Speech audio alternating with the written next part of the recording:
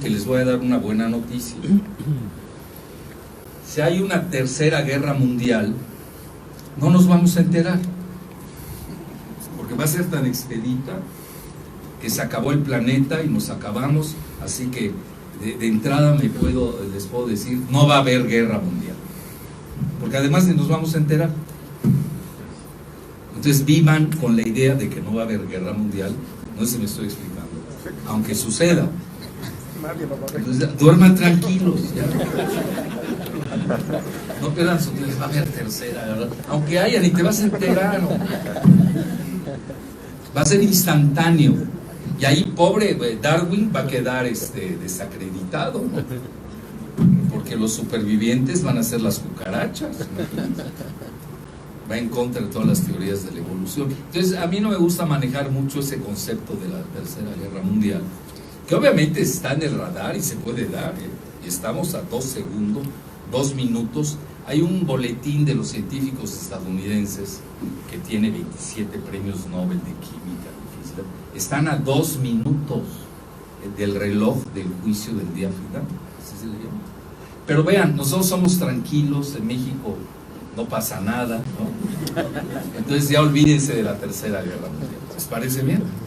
Y nos vamos a la otra, que es la más plausible, porque va a llegar un momento de todas estas bravatas y de guerras multidimensionales que estamos viviendo, que es la guerra comercial de Estados Unidos con China, con Japón, con la Unión Europea, con Sudamérica, etcétera. Al final del día van a llegar a un ajuste. ¿Y cuál es la propuesta de mi ajuste? Es de que el mundo va, primero que nada, se está desglobalizando. Ahora hay que decidir por qué se está desglobalizando. Es decir, no viene Jalife a decirnos a Puebla que se está desglobalizando, cuando toda la radio en Puebla anda a decir que hay que incrustarnos en la globalización. Bueno, son locutores, déjenlos. Pero hay que ubicar a los locutores. El problema de los alumnos es que ubican a un locutor por encima de un académico, y eso sí es grave. Eso sí es grave. Ustedes dicen que, primero que nada, el pensamiento tiene jerarquías. Y un locutor, pues es un locutor. Y peor si es un lorocutor. Y peor si es prostitute. Imagínense. Todos son vendidos. Y además no pueden tener, a ver, ¿cómo pueden tener libertad de pensamiento en una empresa que tiene intereses? A ver, ¿cómo? Que me la platique. Precisamente la característica de universidades como la Ibero, como la nuestra, la UNAM, etcétera, es que tenemos libertad de cátedra y de pensamiento. Que eso no lo tienen en la radio. Vean, yo soy un agente de radio y televisión, créanme de lo que hablo, y de periódicos, los conozco perfecto. Yo antes de escribir ya me autocensuré. Sí, bueno, no quiero golpear al consejo de administración que me va a pagar la quincena, ¿no? O sea, hay rodeo, por eso estoy en varios, y lo que no digo en uno, pues lo digo en otro, ¿no? Entonces se vuelve como la cama de agua, ¿no? Se sumergen en un lado y apareces en otro. Hay que saber usar las camas de agua. Entonces, pero lo digo no en términos eróticos, sino más bien en términos de manejar la información, porque uno también tiene que navegar. Porque vean, no se siente, a ver, ¿cómo me voy a sentir bien si no expreso lo que siento, si para eso estoy? Pero hay lugares donde no lo puedo decir. Pues me corren, ya me han corrido de muchos lados, entonces ya aprende uno. Entonces, a lo que quiero llegar, el mundo tiene que llegar a un equilibrio, a fuerza, y se va a dar. Que eran 2 fechas claves, ya las dijo el zar Vladimir Putin: cómo salen las elecciones de Estados Unidos, cómo primero las de mañana y luego las de 2020, que están concatenadas. Depende mucho de cómo resulte Trump, si gana, medio pierde o medio gana, como lo quieran poner. Y obviamente ya estamos en el 2020 en la carrera, 2 años tremendos, que debido a la potencia militar que tiene Estados Unidos, afecta e infecta el orden mundial. nos gusta o no, es una realidad. Y ese es el país que nos tocó de vecinos.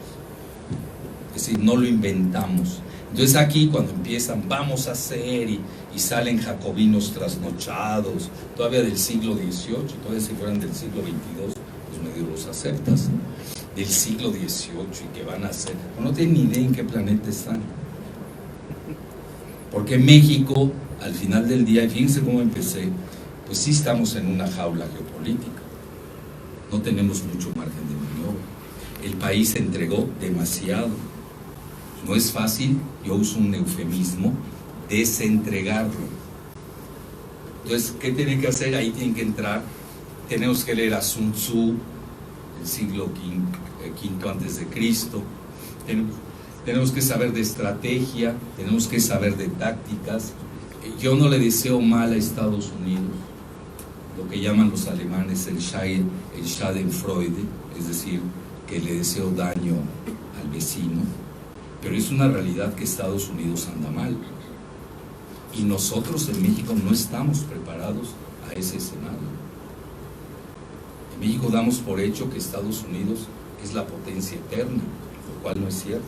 Estados Unidos tiene serios problemas y no estoy viendo en México adaptar nuestro pensamiento, nuestra realidad a esa situación de ellos. Y tener escenarios. Bueno, no le va mal, está bien, te amolaste. Ya. Le va más o menos, tenemos ventanas de oportunidad para maniobrar. Le va mal, bueno, ¿qué hacemos con 300 millones de gringos cuando no sabemos manejar a 124 aquí, millones? Es una papa caliente. Tenemos que tener todos esos escenarios. Eso es lo que es un gobierno. Pero no le puedes pedir a un país donde ni gobierno hay que haga plan B cuando ni plan A tuvo. Pues es muy difícil. Entonces tenemos que estar muy pendientes. Nosotros tenemos una gran responsabilidad, porque tenemos 3.000 kilómetros de frontera con Estados Unidos. Estados Unidos tiene muchos enemigos, se los ha creado, tiene 800 bases militares alrededor del mundo. Y fíjense, alguien estará diciendo, oye, ¿no que vino a hablar de Peña, Jalife? ¿No? Y estoy hablando de Estados Unidos, estoy hablando de Peña. Y estoy hablando de antes, durante y después de Peña.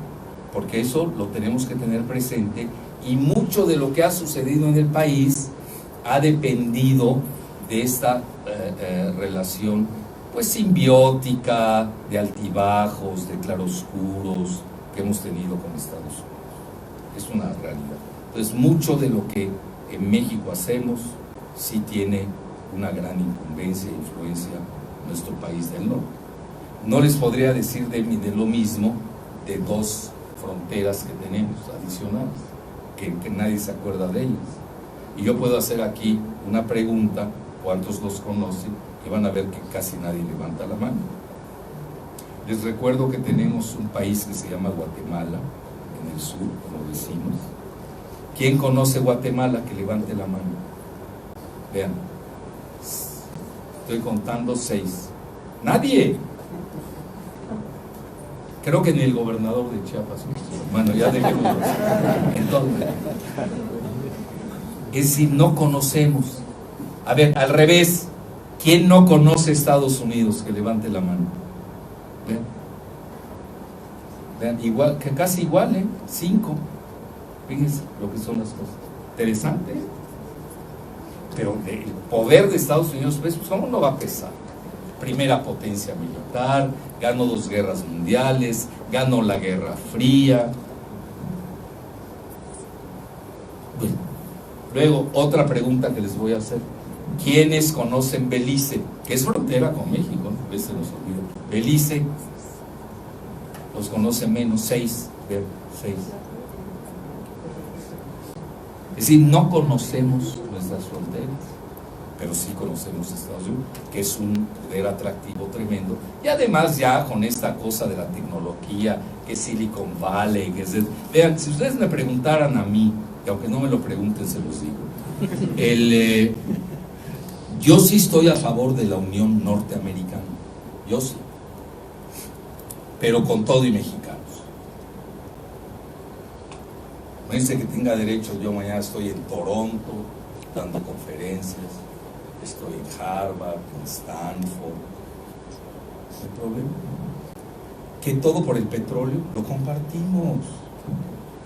Canadá le sobra agua, una gran complementariedad que pudiéramos hacer. Bueno, ¿y por qué no se da? Pues por el racismo inherente a Estados Unidos. Es un país supremacista blanco, nos gusta o no, y ahora tengo que abordar ese tema, porque ese sí es durante y después de Peña. Que no crea Andrés Manuel que, porque ya le llamó 2 veces Trump, eso ya se acabó. Es decir, Estados Unidos hoy está pasando por una fase de gran supremacismo racista blanco. Eso es Trump, si no, no entendimos nada. Entonces, bueno, ya dicho esto, lo primero, ya para irme antes de Peña, nada más que yo no sabía si me iba a ir a la época del Neandertal, y me detuve en el siglo XIX, para no haber sido tan cruel.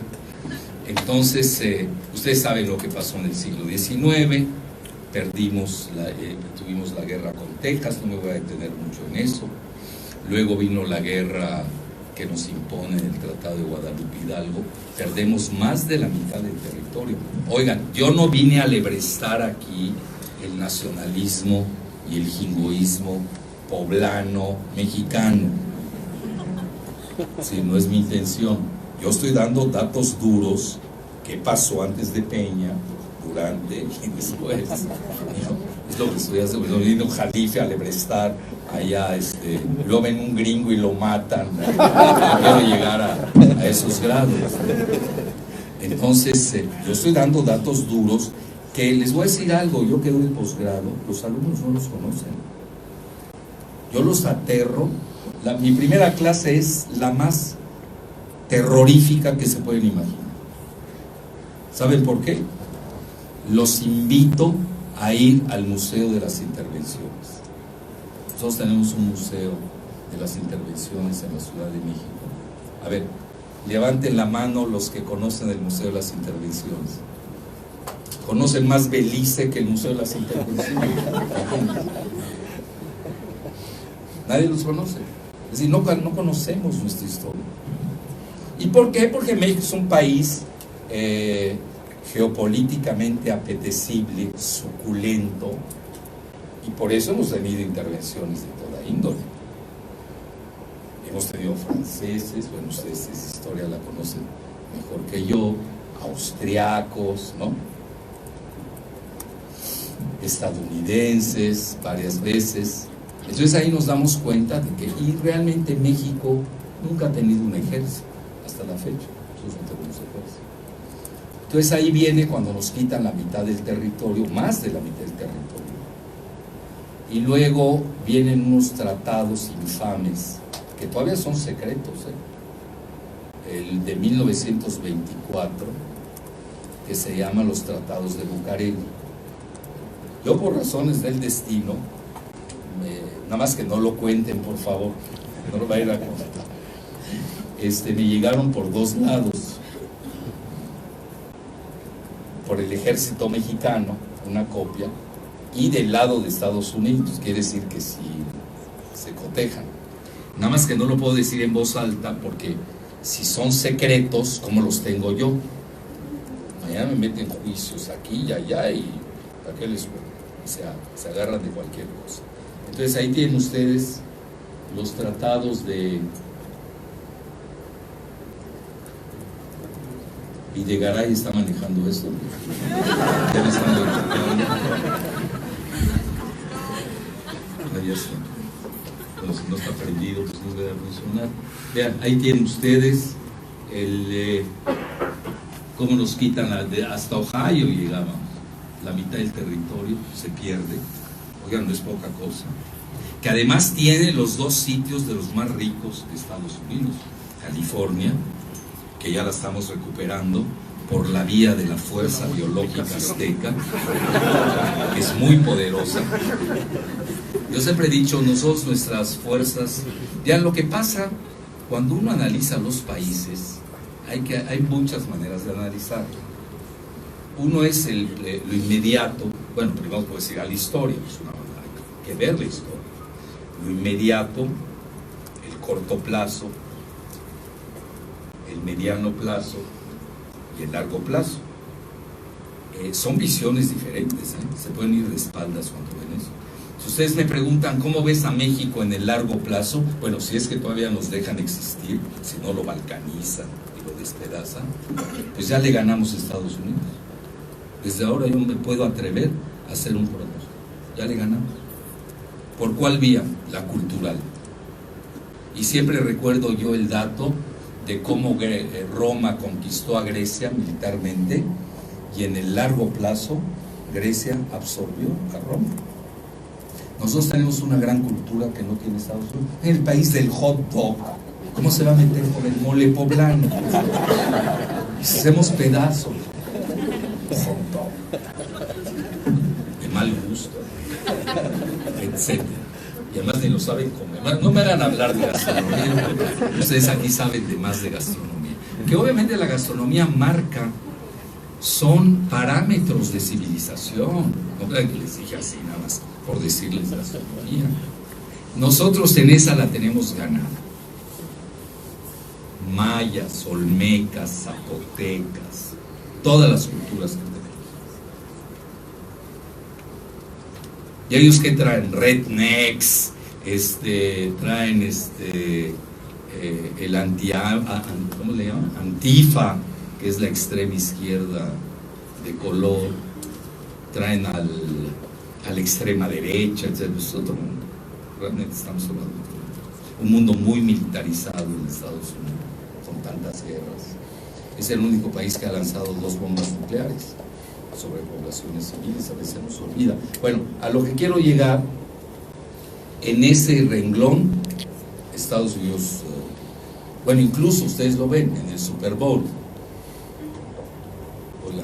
Hubo crisis cuando no iban a vender el aguacate michoacano en el juego de Super Bowl. La comida mexicana está penetrando mucho, con toda la porquería esa que le llaman Tex-Mex o no sé qué, que no sirve para nada. Bueno, está bien, pero por lo menos se acuerdan que hay un México, etc. Entonces ellos tienen 2 países. ¿Qué es lo que más les deja dinero hoy? La región de California, que si fuera país hoy sería la quinta del mundo. Van y ahí está Silicon Valley, ¿no? Que es la que les deja sus mayores ingresos hoy en el rubro tecnológico. Y luego lo que yo les decía, bueno, Texas, con toda la cuestión petrolera, que ahora la desviaron con el famoso shale gas, ¿no? El gas de esquisto o el petróleo bituminoso. Entonces, en el largo plazo Estados Unidos tiene problemas. Demográficamente, los WASP, el White Anglo-Saxon Protestant, tiene 62% frente a 20% de Hispanics, que es un terminajo que yo detesto. ¿Cómo que Hispanics? Imagínense, son 20% les llaman Hispanics, de los cuales 18 somos mexicanos. ¿Por qué no nos dicen hay 18% de mexicanos y 2%, si les gusta el término hispanics, que los usen? O latinos, como le digan. Somos 18. Vean qué tramposos son cuando hacen sus estadísticas. La lingüística estadística es tremenda, ¿eh? Les marca pautas geopolíticas. A ver, ¿por qué no dicen 18% de mexicanos? ¿Y por qué me salen con 20% de hispanics? No sé si me estoy explicando. Bueno, esos, yo respeto a los latinos, hispanos, pero ese 2%, que son salvadoreños, hondureños, centroamericanos en general, pero el 18% somos nosotros. Y las proyecciones en los próximos 20 años, además, ahí les va, para que vean ustedes que las proyecciones son todavía inclusive hasta más profundas de lo que nos esperamos. La población mexicana se parece mucho a la de aquí. La mitad tiene menos de 30 años. Es decir, México es un país millennial, además de milenario. Fíjense qué interesante. Somos un país de millennials. Eso no hay que perderlo de vista. Igual, la población nuestra en Estados Unidos es muy parecida a nosotros. ¿Y en qué rubro está la población de los WASP, White Anglo-Saxon Protestant? Que además, vean, white, anglo-saxon, protestant, frente a los guadalupanos. El mexicano es guadalupano, más allá del catolicismo. Más allá del catolicismo. Tonantzin y acabamos aquí. Y la Virgen de hoy, bueno, hasta ya hay un partido que se llama Morena. ¿Ustedes creen que fue gratuito haber escogido el término Morena? Somos brownies. Somos brownies. Y no necesariamente por el color, no se confundan, es por la esencia ideológica, por la cultura. Ese es lo que es el brownie. Compartimos cosas en común, tenemos valores en común. Eso es lo que hace diferente al guadalupano del Oasis. Tiene que haber uno con el otro, ¿no? Y además yo ahorita estoy haciendo una serie de estudios en relación a la elección que se dio en Brasil, en la que, ustedes saben, yo soy muy respetuoso del credo evangélico. Incluso lo digo abiertamente, en mi primaria, que la hice en Mérida, la hice en una escuela protestante, que se llama el Turner Hodge. Sí, porque mi abuelita me quería llevar ahí con los curas de 3 misas que duraban 3 horas. No, pues me fui a los de 20 minutos, ¿no? Eran más prácticos los evangélicos. Entonces, entonces yo tengo un gran respeto y entiendo perfecto, más o menos cómo piensan, etcétera.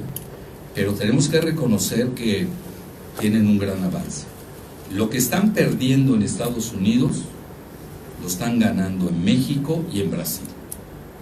Ahorita la elección de Bolsonaro, que es evangélico, se fue a bautizar al río Jordán por segunda vez, porque su esposa, la tercera esposa que tiene, es evangélica. Se ve que lo convenció muy bien.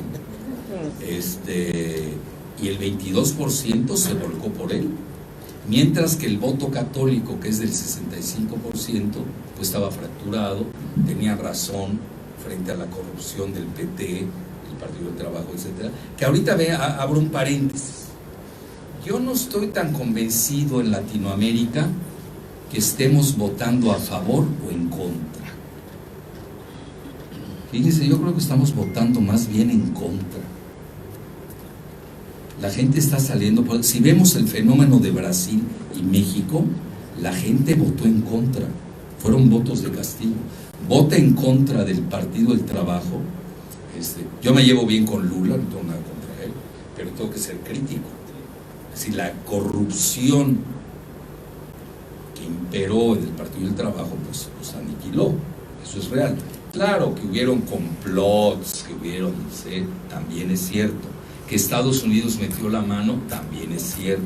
Que Trump estaba con Bolsonaro, también es cierto. Que Estados Unidos quiere que Brasil rompa con China, también es cierto. Que también quieren que se salga de los BRICS, también es cierto. Que también quieren que se salga del Mercosur, también es cierto. So what? La realidad es que al momento de la elección pesó el voto evangélico. Y les voy a decir algo grave que el Vaticano debe estar pensando, y lo digo en una universidad jesuita que es afín al Papa Francisco, a quien yo admiro. Lo deben estar pensando porque ya Europa no es la reserva católica del Vaticano. Ustedes saben, el primer país reserva es Brasil, o era Brasil. El segundo es México, con todo y Norberto. Y el tercero, no, pues le van a matar al pobre, por eso. Sí, vamos a tener uno menos, ¿no? Yo me llevo bien con él, ¿no? Nos llevamos con bromas pesadas, pero no tan pesadas como lo que le van a hacer. Entonces, uno no sabe qué hacen los amigos, ¿no? Andan metidos en qué cosas. A lo que quiero llegar, y Estados Unidos, donde ahí viene la parte principal, se está volviendo un país católico, guadalupano. Porque vean, estamos sacando malas cuentas de cuántos mexicanos hay en Estados Unidos.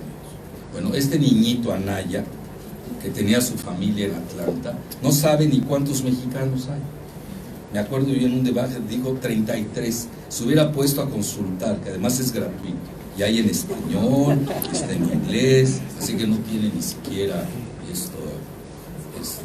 justificación. Y eso de que decían que era el niño maravilla porque traducía a 3 idiomas, inglés, francés, es decir, traducía las mismas tonterías.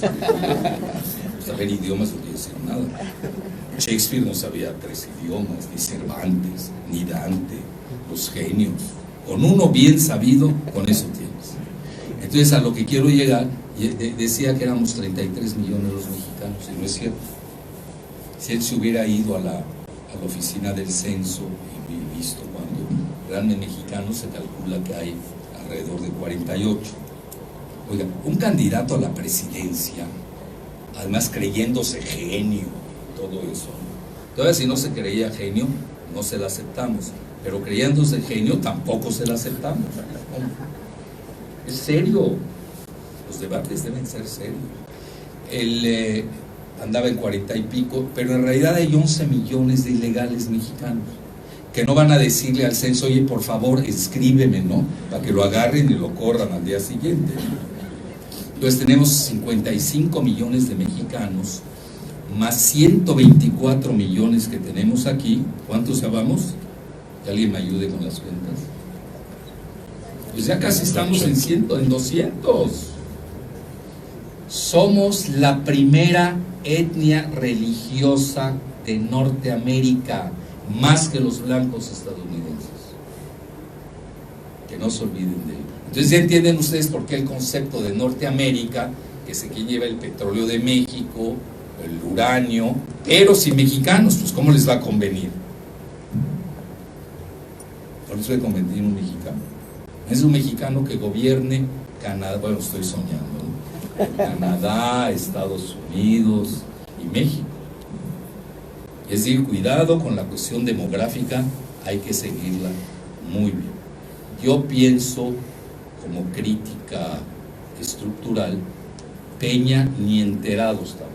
Es más, Videgaray, que pertenece, y no lo digo porque quiero criticar al ITAM, ahorita les voy a dar datos duros, y cómo el ITAM participa en el concepto de Norteamérica,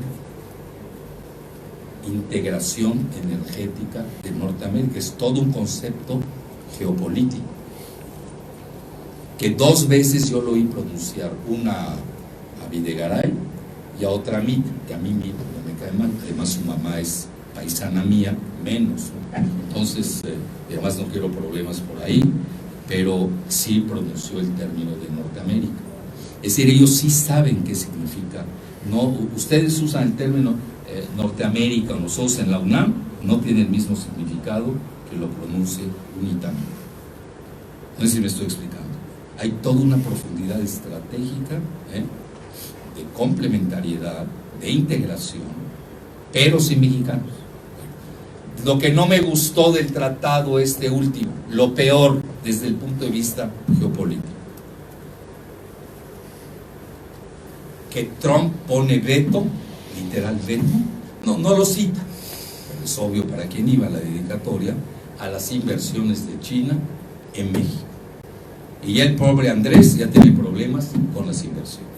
Cuando estaban haciendo cuentas alegres, que los chinos iban a invertir en la ruta Maya, en el istmo de Tehuantepec, y ya no quiero tocar el tema de los aeropuertos, por favor.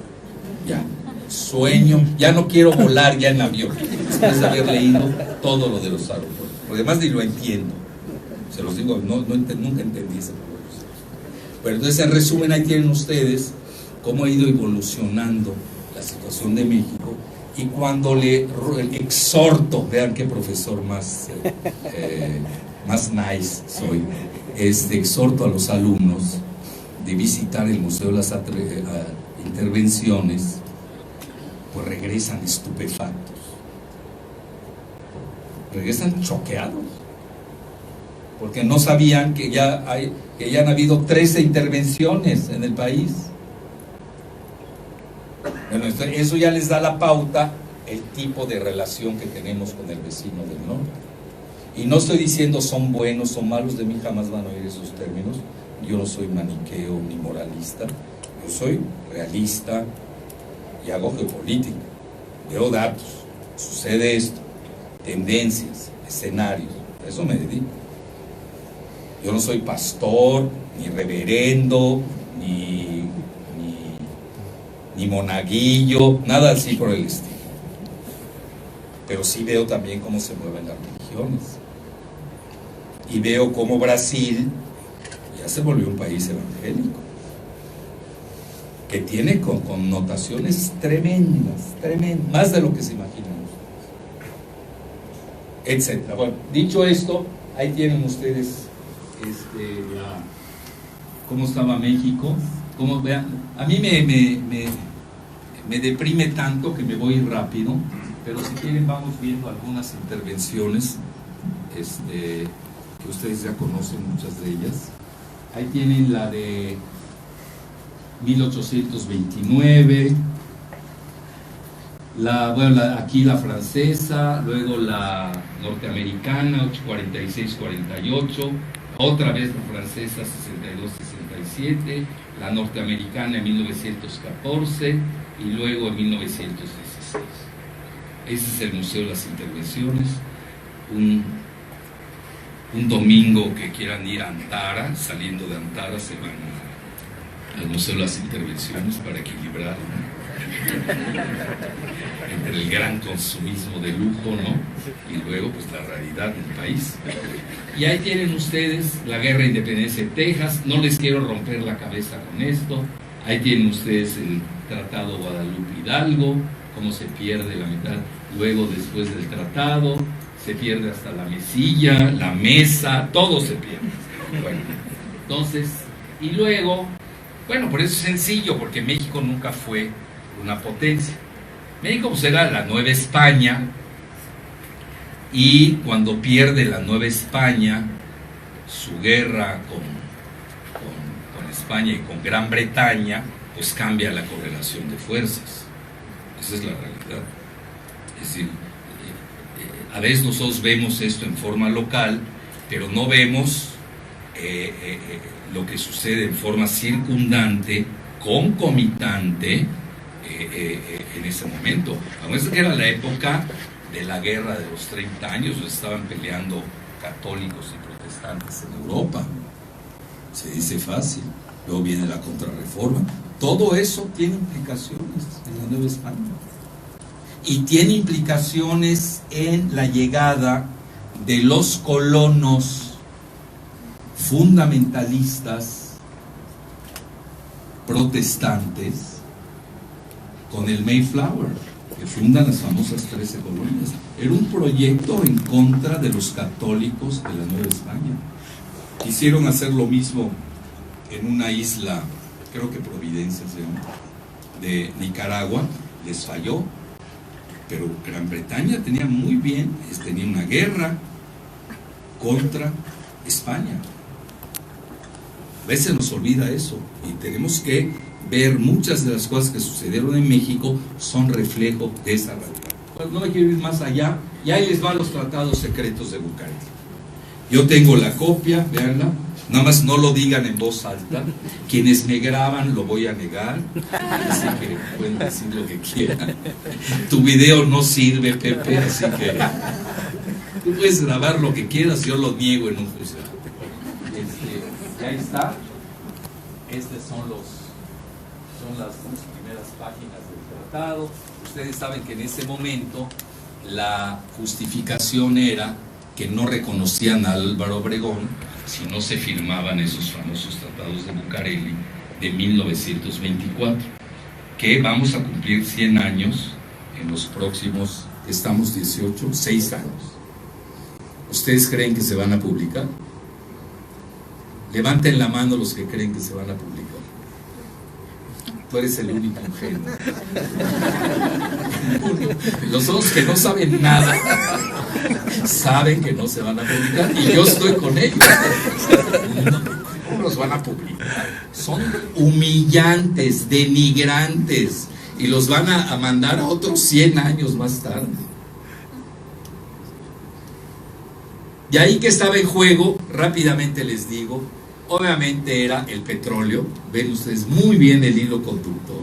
Aquellos que creen que Estados Unidos no quería el petróleo de México, es que aquí a veces creen que un objetivo estratégico se obtiene en un año, o en 6 horas, o en un sexenio. No, son proyectos de larga envergadura. Pueden durar 50 años, dependiendo de las circunstancias. ¿Cómo está tu enemigo? ¿Está débil? ¿Está fuerte? Y obviamente operan y traen sus planes, ya están armados. No crean que se inventa de un día al otro un país o todos sus planes hegemónicos e irredentistas y expansivos. Están armados. Entonces hay que el vector conductor es el petróleo, había que indemnizar estadounidenses, etcétera. Pero ahí viene algo más interesante. Hay acuerdos secretos dentro de los acuerdos secretos de Bucareli. Pues no están escritos. México no puede tener a ciertos kilómetros de la frontera X tipo de armamento, no puede tener cierto tipo de armamento sofisticado. Pues nada más vean la Fuerza Aérea de México. No pueden patentar armas. No pueden ni siquiera patentar. Son nada más, la única vez que vuelan es el 16 de septiembre, ya desaparecen. Además no hay tanto. Que si no nos permiten tener una fuerza aérea disuasiva. A lo mucho nos han permitido tener helicópteros, y ahí está el aeropuerto famoso de Santa Lucía, donde caben, aquel día le pregunté yo doy clases de geopolítica en el ejército y en la armada. Pues obviamente hablo con ellos, ¿no? Y después de 3 mezcales hablamos más. Sí, somos humanos, ¿no? Vamos mezcal. Y buen mezcal, por cierto, lo tengo que reconocer, tienen buenas garrafas ahí. Bueno, a lo que quiero llegar, pues más o menos se hablan cosas, ¿no? Las hablables, ¿no? Más saben de mi discreción, que no va a salir ahí a publicar. Me dijeron, ¿no? De repente me acuerdo que me lo dijeron hace 20 años. Y ahí sí todavía me acuerdo, lo publico, y si vale la pena, y si no. A lo que quiero llegar, y eso es importante que no tenemos ejército mexicano. No existe. Están más pertrechados, mejor los narcos. Los narcos traen 6 misiles, ya usaron 2. Aquellos que les gusta llevar los recuentos de cómo usan los narcos. El ejército no tiene misiles, no tenemos submarinos. Los narcos traen submarinos, tipo James Bond, pequeños, pero bueno. Porque así ha querido Estados Unidos. Esa es la triste realidad. Entonces, desde ahí no han dejado que el país se desarrolle. Y realmente, se los digo sinceramente, si uno quiere ser así riguroso, es un milagro que seamos la 14ª economía del mundo, porque no nos han dejado crecer. A Estados Unidos no le conviene que haya educación en México. Por eso adoran al Bester Gordillo. ¿Cómo no la van a querer? Socava los fundamentos de cualquier educación. Entonces, a partir de ahí, México, pues ha crecido milagrosamente, porque el mexicano es creativo, se sabe mover, etcétera, pero en ese momento pues nos dejaron el petróleo, esa es la realidad, y el petróleo hizo crecer al país muchísimo. Vean, nada más en 2 años con Fox y Calderón, cuando yo tengo bien esos datos, recibíamos 123,000 millones de dólares de ingresos. Llegamos a tener entre los dos fácil, unos dicen que 500,000, no lo sé, vamos a sacar bien las cuentas, yo creo que es casi $1 trillón, entre Fox y Calderón. ¿Dónde están? Cuando ustedes les preguntaban, que se fueron a cuenta corriente, pero muy corriente. Pues no va a ser corriente la cuenta de Margarita Zavala, de Marta Sagún, son las cuentas más corrientes que pueden haber. Imagínense, casi $1 billón, ¿dónde están? Despilfarrados, nos dejaron esa parte. Pero hay una frase importante que maneja Zbigniew Brzezinski, quien es el creador de la Comisión Trilateral. Ustedes saben, es una comisión trilateral que funda los Rockefeller, que era juntar a los 3 países más importantes en geoeconomía de Occidente. Yo no sé qué es el Occidente, porque es un país oriental como Japón en esa clasificación, y eran precisamente Estados Unidos, Europa y Japón. Crean eso. Él hace su famoso libro La Tecnetrónica. Él es el que lanza el concepto de la globalización. No van a creer que es Marshall McLuhan, por favor, y la aldea global. Fue realmente, es un concepto geoestratégico de Brzezinski, asesor de Carter y además íntimo del presidente Obama. Él acaba de fallecer. Y obviamente a nivel geopolítico él tenía una idea muy clara: hacerle una trampa a la URSS, que se la puso, y hay que reconocer que sí, triunfó. La trampa en los mujahidines en Afganistán, cae el muro de Berlín. 1989 fue un año de desastre para la URSS. Se les cae el muro de Berlín, se tienen que salir de Afganistán. En 1991 se está disolviendo la URSS. Ganó Brzezinski, hay que reconocerlo. Lo que pasa es que nunca pensaron en la embriaguez especulativa financierista que tuvo Estados Unidos en esa década, nada menos que ya a los pocos años, 1998, ya tenían la quiebra de Long Term Capital Manager. Ahí empezamos a ver que se les había pasado la mano financierista a Estados Unidos. 2000 aparece el zar Vladimir Putin, que de ahora en adelante nada más le diremos zar Vladi para no meternos en problemas lingüísticos. Y luego China en 2001 es cuando arranca. Vean, hay una gráfica, me acuerdo perfecto, la época de Cedillo, cómo México estaba delante de China. Y 2001 China arranca. Deténganla. Ahora el problema es cómo detenerla. Ya no saben qué hacer, cómo detenerla.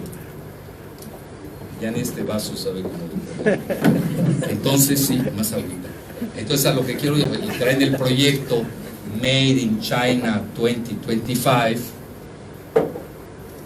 que tiene aterrados a los estadounidenses con la inteligencia artificial, el G5, la computación cuántica, la robótica. ¿Cómo van a detener a los chinos? Sí, por favor. Bueno, entonces dicho esto, y eso que no llego a Peña todavía, imagínense. Sí, pero a lo que quiero llegar, vean, un país no se puede mover solo, y me estoy deteniendo exprofeso en ciertos datos para que veamos cuál es nuestra correlación de fuerzas a nivel local, regional y global. Si no, no puedes jugar. Pero si te entregas totalmente, pues ¿cómo vas a jugar si ya te entregaste? Y si a mi juicio la joya geoestratégica máxima del país era el petróleo y ya lo entregaste, pues ¿a qué juegas? No juegas.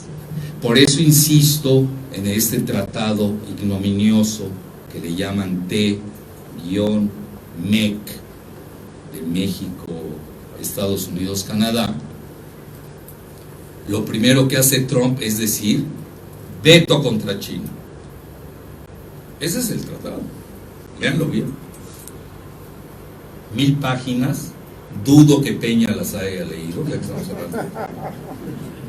El Congreso menos, y si lo leyó, tengo mis dudas que lo hayan entendido. Entonces ahí demuestra realmente cuál es nuestra jaula, que yo le he llamado geopolítica. No tenemos mucho margen de maniobra al exterior, dadas estas circunstancias. No estoy diciendo que en el mediano y largo plazo no las tengamos, pero en este momento no tenemos margen, no tenemos anticuerpos. Hay que crearlos, hay que hacerlos. Tenemos jóvenes, millennials, centros educativos, obviamente que hay horizonte. Bueno, ya dicho esto, ahí está el famoso tratado. ¿Y por qué se hace? Estados Unidos dice, te reconozco a cambio de que me reconozcas mis derechos petroleros y otras cosas más. ¿Qué tienen ustedes? Famoso tratado bilateral. Y luego la famosa frase de Brzezinski: no queremos un Japón en la frontera. Por eso ustedes, por ejemplo, cuando escuchan, si ustedes leen bien el pleito de Estados Unidos con China y el T-MS, que ya lo sueño, en México no hablamos de transferencia de tecnología. Y el asunto de China y Estados Unidos está protestando por la transferencia de tecnología. Les explico rápidamente qué es la transferencia de tecnología, porque si no, no se entiende. X invento, el máximo, ustedes saben primero que nada, el promedio, el mejor invento a los 10 años ya está copiado, no dura más de 10 años. Aquellos de ustedes que crean que traen un invento, que lo van a guardar, y que se los copian a los 10 años. Es la realidad, así se mueve el planeta. Bueno, entonces, la transferencia de tecnología, ¿en qué versa? Voy a hablar de algo muy chafa, que es la ferretería y chatarra de hacer carros, que en México nos tienen embelesados con la industria automotriz, que es de los años 30, por favor, ubíquense de qué estamos hablando. Y con eso nos tienen mareadas las televisoras, las radios. Sector automotriz, y qué deja, y qué hace, y se olvidan de lo principal, el siglo XXI, Internet y todo el rubro digital, donde nos hicieron papilla. Fíjense a qué grado nos hicieron papilla. Trump no reconoció el TPP, el Trans-Pacific Partnership, la Asociación Transpacífica, que México ya había firmado. Bueno, los mexicanos firmamos todo. A veces ni saben qué firman, aunque luego tenga consecuencias nefarias.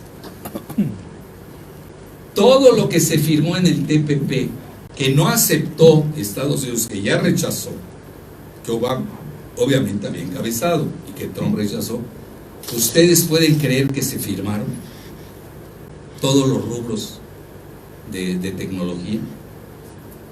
En Internet, en rubro digital. Ese es el siglo XXI, y no hacer carros chatarra de los años del Ford de 1930, que además ahí nos pegaron también. Y ese rubro ustedes lo conocen mejor que yo, no me quiero adentrar. En la cuestión agrícola, paliza. Ya no me hagan llorar más. Sigamos. Ese es Peña, ese es ya estamos con Peña. Querían hablar de Peña, ya estamos metidos con Peña. Entonces, pues fue una imposición. A ver, yo a veces me pregunto, aquel día le decía yo a Luis Alonso, a ver, ¿cómo puedes hacer tú una negociación entre dos países cuando una de las partes, que era Videgaray, que porque es amigo del yerno de Trump, Jared Kushner, que no sabe que a esos niveles no hay amistades, hay comisiones, pero amistades no. Bueno, se fueron a negociar a la oficina de representación de comercio en Washington de Estados Unidos. Eso, para empezar, ya no es negociación. Una negociación se hace en un lugar neutral, yo sé, de resolución de conflictos. Las sillas más o menos las pones a la altura para que no se te vea más grande el gringo que el pobre mexicano, ¿no? Etcétera. Todo eso se ve en una negociación, pero no vas a rendirte a la oficina de representación de negociaciones en Washington, que ¿cómo te va a ir? Te van a aplastar, al menos que hayan querido ir a que los aplastaran. Entonces vean, Brzezinski comenta esto, acaba de morir en el 17, ex asesor de seguridad nacional de Carter, autor de Tecnetrónica, promotor de la globalización mediante la Convención Trilateral, que ya les comenté.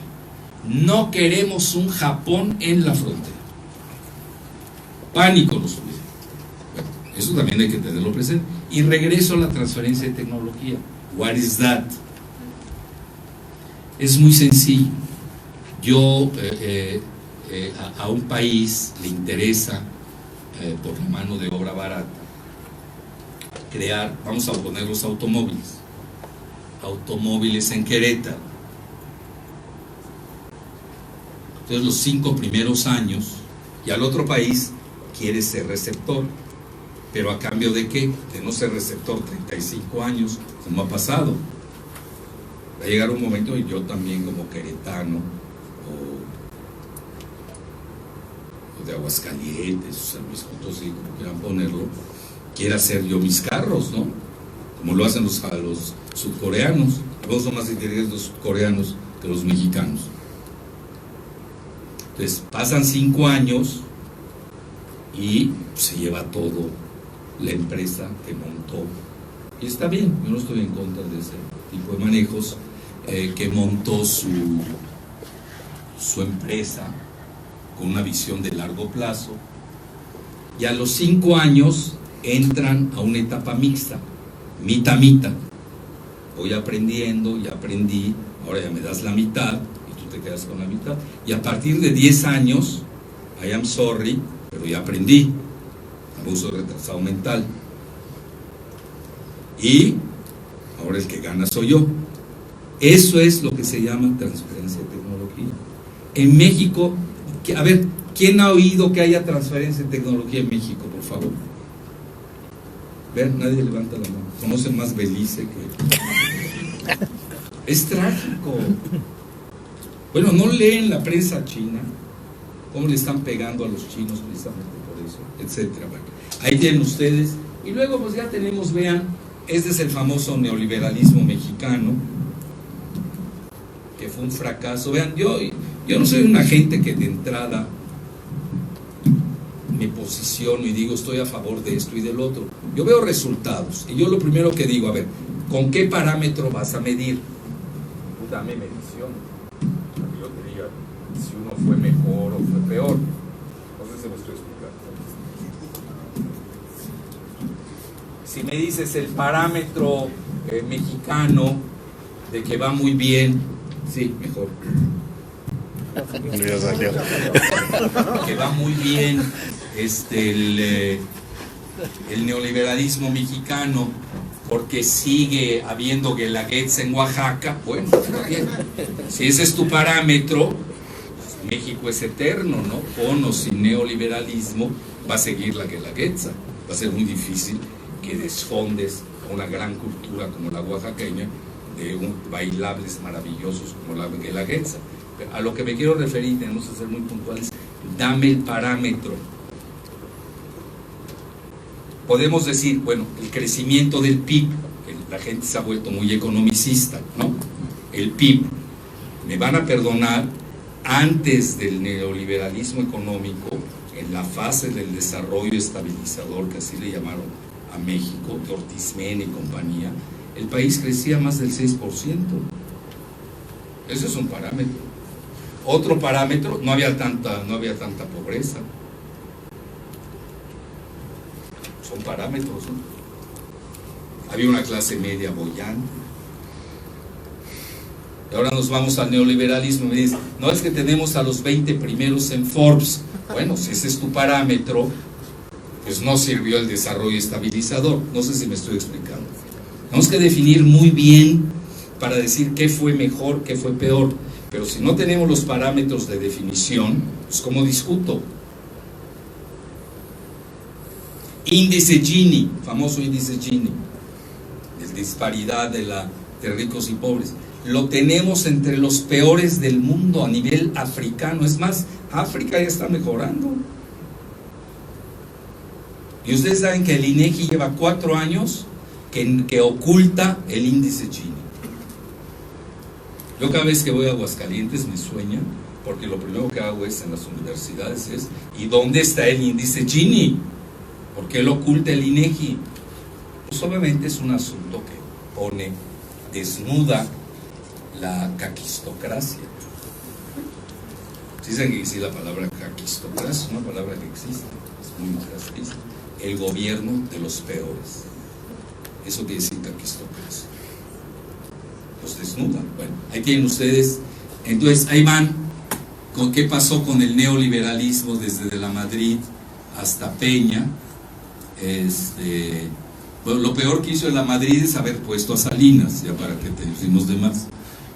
Ya saben que estuvo ahí una grabación, ¿no? Que al pobre de la Madrid, en su lecho de muerte, uno de sus hijos lo obligó a cambiar de parecer, cuando él había dicho que, bueno, todo lo que ya saben que dijo Salinas, no me quiero perder en cosas triviales. Y cuando Carlos Salinas, ¿qué es lo que hace? Pero realmente el de la Madrid es el que inicia el proceso del neoliberalismo mexicano, siendo abogado. Él era abogado de Banjico. ¿Cuáles son las razones por qué le escogió López Portillo? No se sabe muy bien a ciencia cierta. Dicen que lo influyó su hijo, José Ramón, otros que una amiga que tenía de secretaria de turismo, cuyo nombre es Rosa Luz Alegría, dije amiga, etc. Bueno, ya nos vamos a caer en cosas. Y ahí tienen Salinas, pues era el Tratado de Libre Comercio de Norteamérica. Vean, yo recuerdo perfecto, porque ahí les voy a decir algo, y no es que yo lo quiera presumir, así es, y lo pueden concatenar. Quien destapa a Salinas como presidente el mismo día, soy yo. Yo lo destapé, yo soy bueno para destapar presidentes. Soy bueno, tengo buen olfato. Pero con datos duros, yo ahí sí había hecho un análisis. Acuérdense que el proyecto de Salinas era Japón. Estaba enloquecido con Japón, ni siquiera con China. Sus hijos incluso los manda a estudiar al liceo japonés de la Ciudad de México. Pero era obvio que Salinas iba a ser presidente. Ahí lo pueden buscar en la hemeroteca, en el Novedades, ¿por qué Salinas? De un servidor.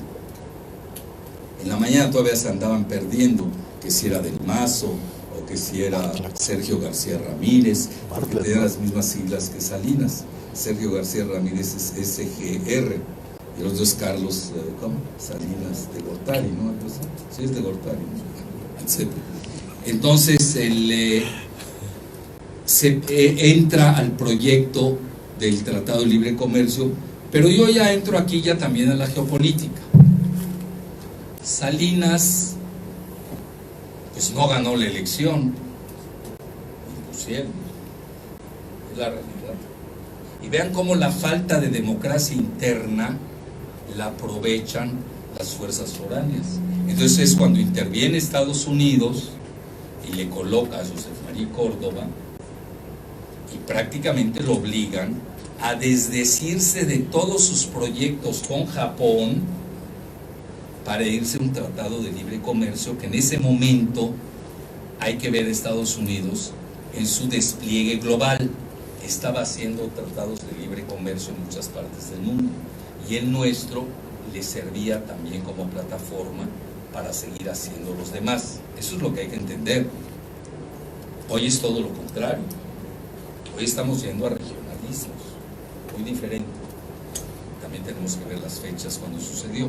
Entonces ahí, pues prácticamente obligaron a Salinas a firmar el Tratado de Libre Comercio, que yo siempre le llamé el TLC bis, Tratado de Libre Cocaína.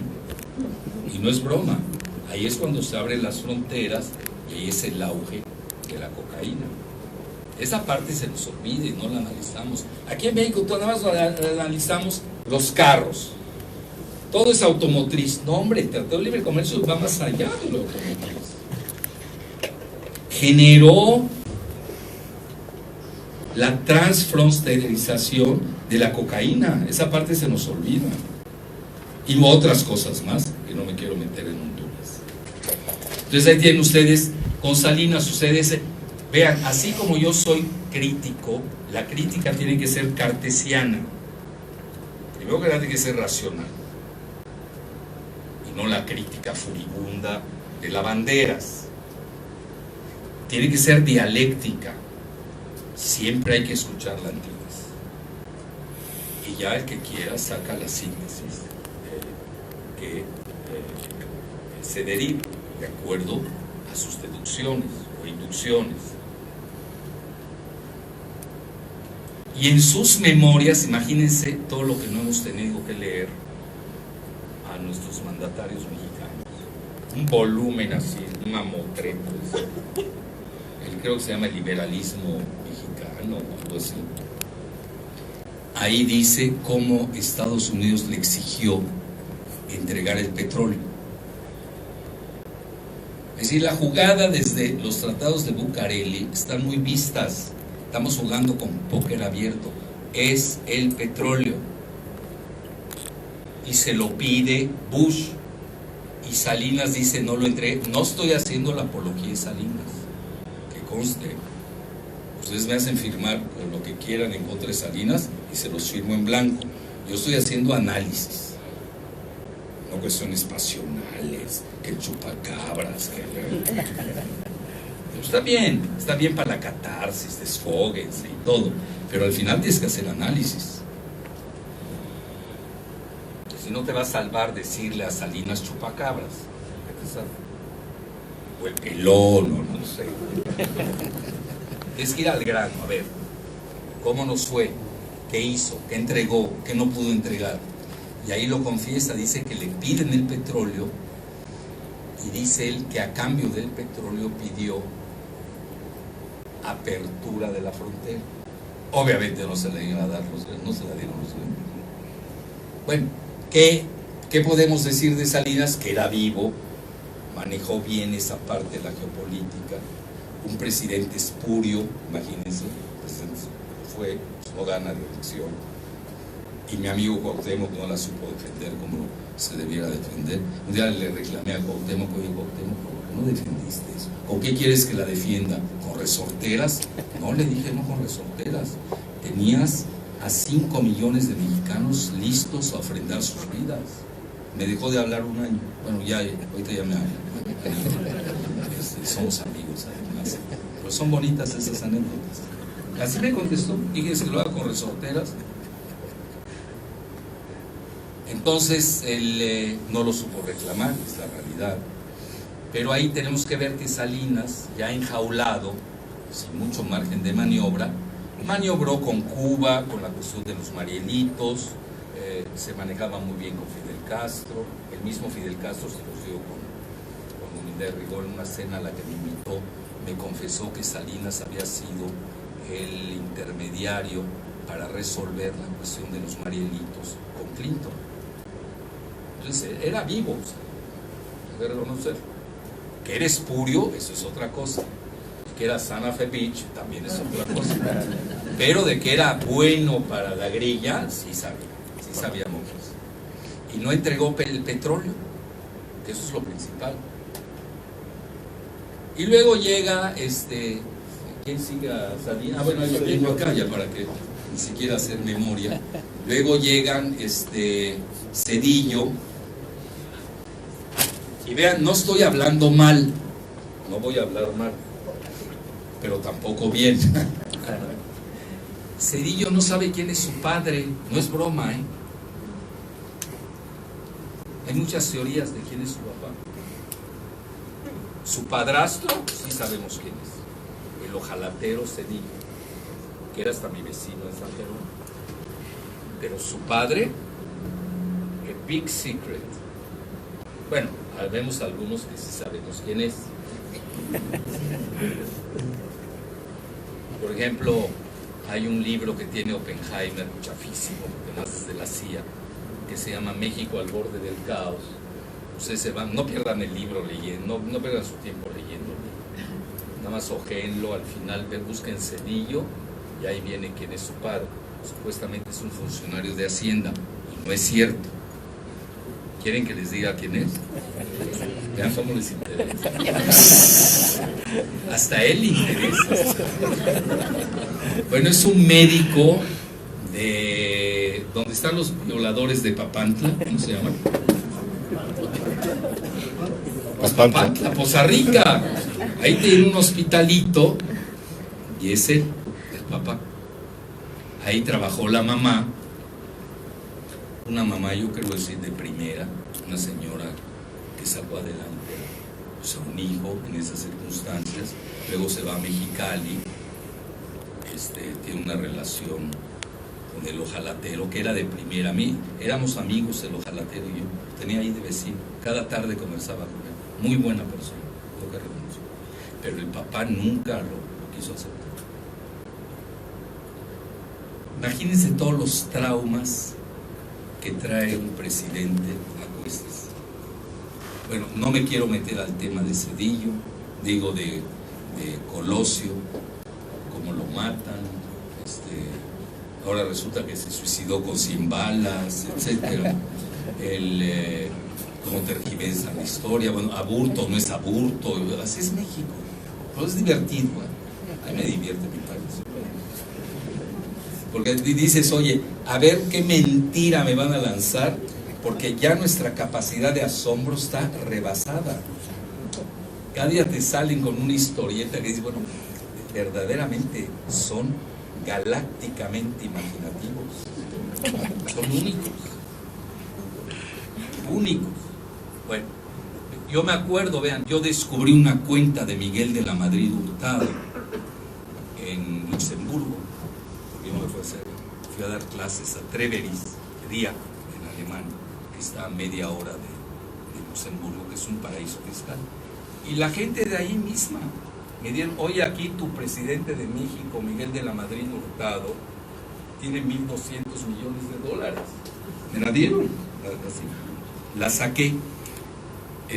Quedamos que no voy a hablar mal, pero tampoco bien. En la revista en la que estaba, pues me corrieron. Él manejaba el Fondo de Cultura Económica, pues ¿qué deja más? Fondo de Cultura Económica o Jalife. No dejó nada, yo creo, problemas. Y me corrieron. ¿Y saben cuál fue la réplica de la Madrid? Fue genial, la tengo que reconocer. Que es un homónimo. Que era un homónimo.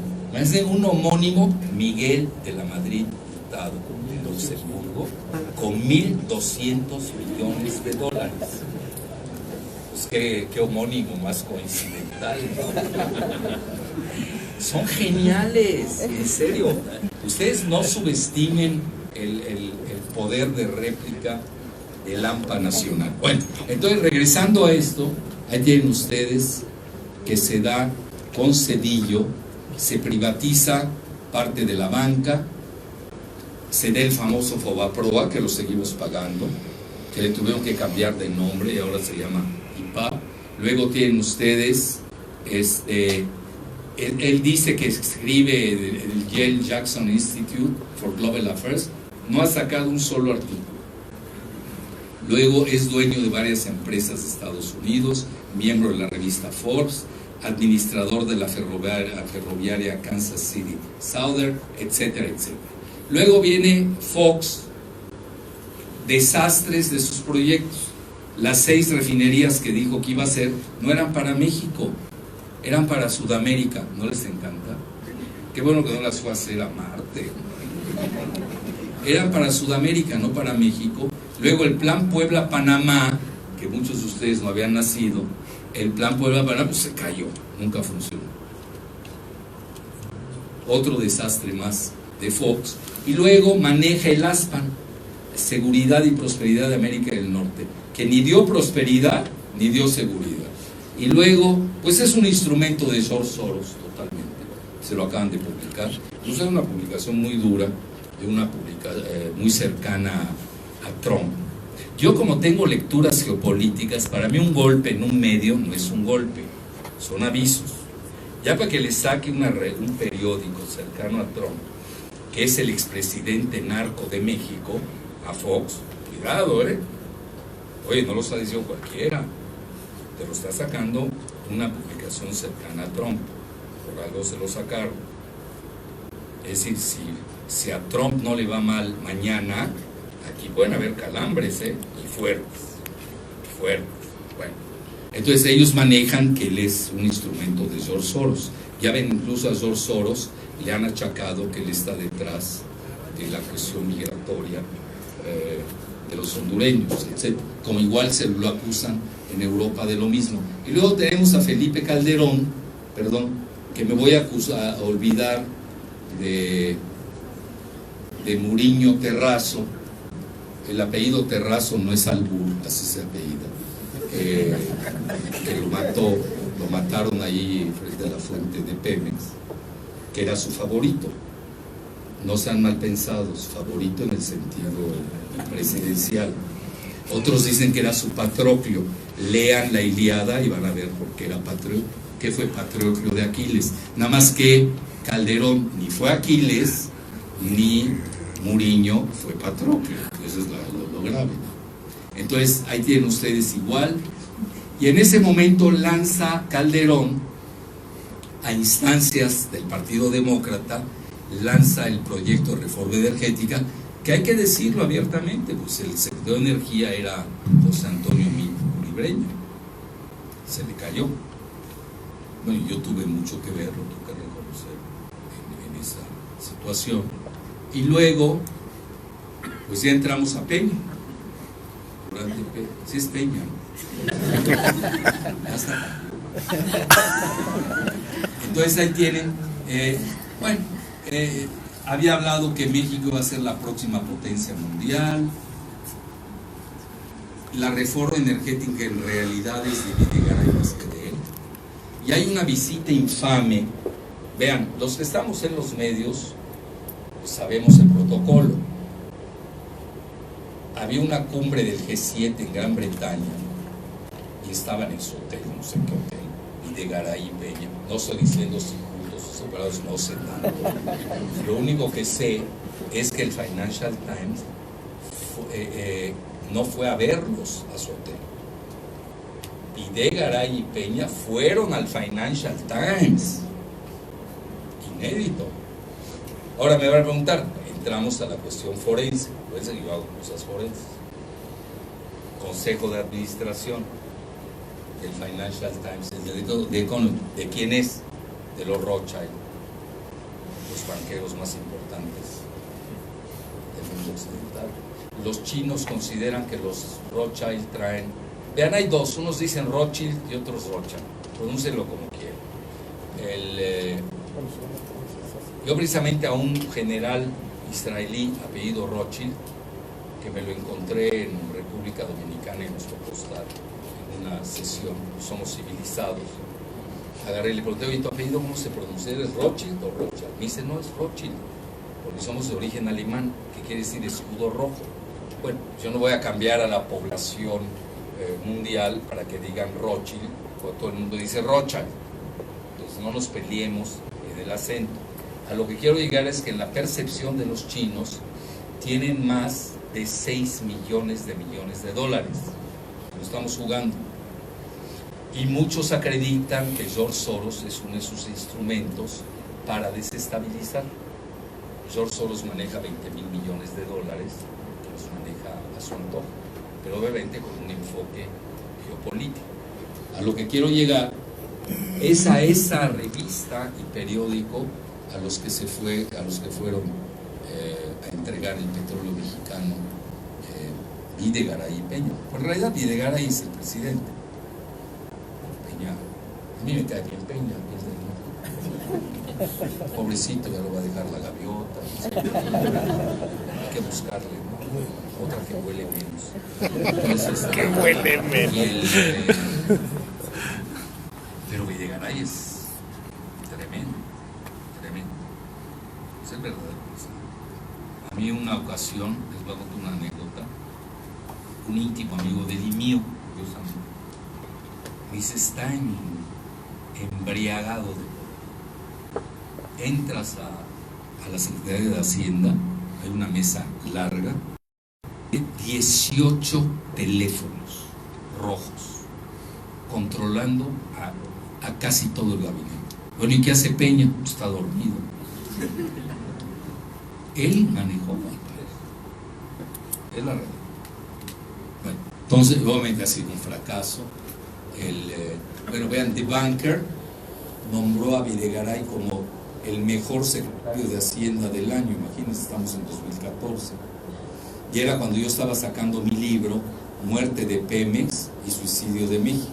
Fíjense qué bonita portada, ¿no? Que eso me valió la persecución de Videgaray en el SAT, que espero ya concluir estos días. Bueno, ya voy a tener 6 años de gracia a partir del 1 de diciembre, pero estos 29 días que faltan, ahorita mi asistente estaba negociando eso, me traen, que no quieren, porque así cobran las facturas. Es decir, el que un servidor haya estado en contra de la reforma energética, incluso teniendo la razón histórica, pues me vale que me persigan. Llevo al SAT, llevo 3 años, no me dejan en paz. ¿Y de dónde salió este centavo? Y ya saben cómo son los del SAT, lo que les cuento. Y más conmigo. Saving México, no da risa. Y luego ahí viene, que esto es muy importante para que vean que esto de Norteamérica no va así solo. Es un concepto real. Y ahí tienen como en septiembre del 2001 lanzan el concepto de New ¿qué? Y yo lo veo. Bueno, háganme caso, las nuevas relaciones, New Horizons, nuevos horizontes en las relaciones México-Estados Unidos. Y ahí ponen al ITAM, ahí ponen a 2 think tanks de Estados Unidos, el CIS, el Center for Strategic International Studies, la Universidad de Austin. Bueno, y ahí les va, incluso para la vanidad de ustedes de la Ibero, para que vean que sí sé sobar egos. Los 2 centros más importantes que tienen archivos sobre la historia de México son, en primer lugar, la Universidad de Austin, y en segundo lugar, la Ibero. Me da tristeza decirlo porque yo soy de la UNAM. Ahora, ¿por qué los jesuitas tienen interés en los archivos de la historia de México? Los jesuitas son los jesuitas. Si no, pregúntenle a Francisco. Entonces, son los que más tienen archivos sobre la historia de México. Es increíble. Los que hacen investigaciones van primero a la Universidad de Austin. Y en segundo lugar, buscan los archivos de México. Ahí tienen ustedes, estaban ahí. Y luego, vean, este libro es importante, les voy a decir por qué. Se llama La idea de América del Norte y la hace Robert Pastor. Vean el año, 2012, un año o 11 años después. Estamos en el 18. ¿Alguien sabe quién es Robert Pastor? Importancia de saber las biografías. Muy importante. Si no, nada más vean el autor. Tienen que ver a qué horas nació, con quién se llevó en kinder, en la secundaria, en la prepa, quiénes son sus redes, sus lazos, sus conexiones. Nada se da en el vacío. Bueno, resulta que Robert Pastor vino a México. ¿Y quién era su suegro? ¿Alguien sabe quién era su suegro? Robert McNamara, exsecretario de la Defensa con Kennedy y expresidente del Banco Mundial. You are not joking. No están jugando. Mandó a su yerno para el concepto de integración de Norteamérica. Y les voy a contar, ¿todavía tengo tiempo o no? Bueno, está bien. Lo que les hice esperar, ahora los voy a hacer esperar.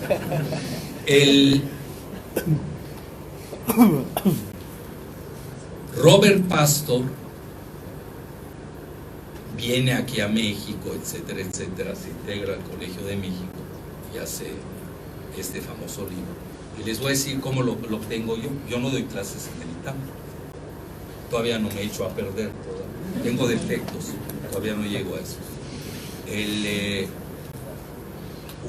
Presenté mi libro sobre la supremacía racial de Trump en el Politécnico. Hubo un nutrido una nutrida asistencia, tengo que reconocer, y llegaron itamitas. Yo dije, me van a linchar. Pues siempre critico el ITAM, no por ITAM, el modelo ITAM, Balleres, y no me voy a meter a su yate y la escolta que ahí apareció asesinada. No me quiero meter en esos problemas recientes, que veo que no lo han seguido. Googleen Balleres, escolta australiana, ahí se van a divertir. Amaneció asesinada, imagínate. Y ya lo cubrieron ese asunto. Un yate de 150 millones de dólares que estaba en Grecia. Bueno, veo que les interesa más la política de Puebla que la política de ITAM. A lo que quiero llegar es de que llegaron un grupo de alumnos del ITAM y me regalaron el libro. Dije, ¿cómo? Pues ahí está. Si no es gratuito que el ITAM esté en el concepto de integración en Norteamérica, pero sin mexicanos. Eso es lo que no hay que perder de vista. Y luego tienen, ahí está, este es otro escrito del ITAM con el Wilson Center, que vean, 2012, el Wilson Center de cierta manera fue uno de los operarios, no da para operador, operarios de la reforma energética. Toda la avalancha de sus investigadores sirvió para promover la reforma energética en México. Y luego vean, aquí tienen ustedes el concepto North American Energy Summit, promovido por Goldman Sachs. Goldman Sachs, ustedes lo saben, es una de las primeras corredurías del mundo. La mitad del gabinete de Trump están con Goldman Sachs. Además, estaban con Hillary Clinton. Es decir, presidentes van, presidentes vienen, y Goldman Sachs sigue gobernando las finanzas de Estados Unidos. Entonces, es un proyecto muy fuerte, incluso para los cánones y cañones de Estados Unidos. Y luego tienen al Council of Foreign Relations, que de nueva cuenta lanzan el concepto de América del Norte, el momento de un nuevo enfoque. Vean cuándo, noviembre de 2015, que es cuando se da ya la reforma. Entonces ahí tienen integración energética de Norteamérica, entrecomillada, de México, pero sin mexicanos. Y la mejor prueba es el muro de Clinton, Baby Bush y Trump. Y aquí hago paréntesis. Le queremos, vean, así como soy muy crítico de Videgaray más que de Peña. Peña, vean, en corto, no es mala persona. En serio, es buena onda.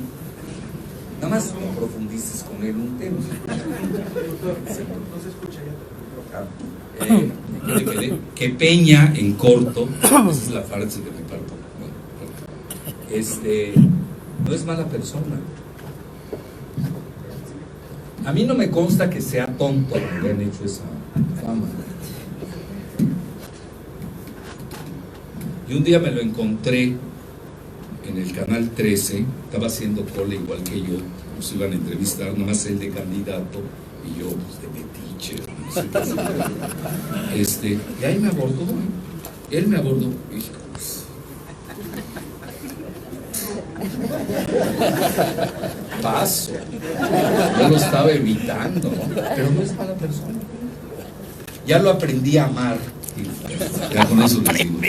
A lo que quiero llegar es de que a favor de él, si pudiéramos decirlo, yo creo que no entendió nada de la geopolítica de Estados Unidos, nada. No entendió la llegada de Trump, no la entendieron, aunque participaron en ella, fíjense.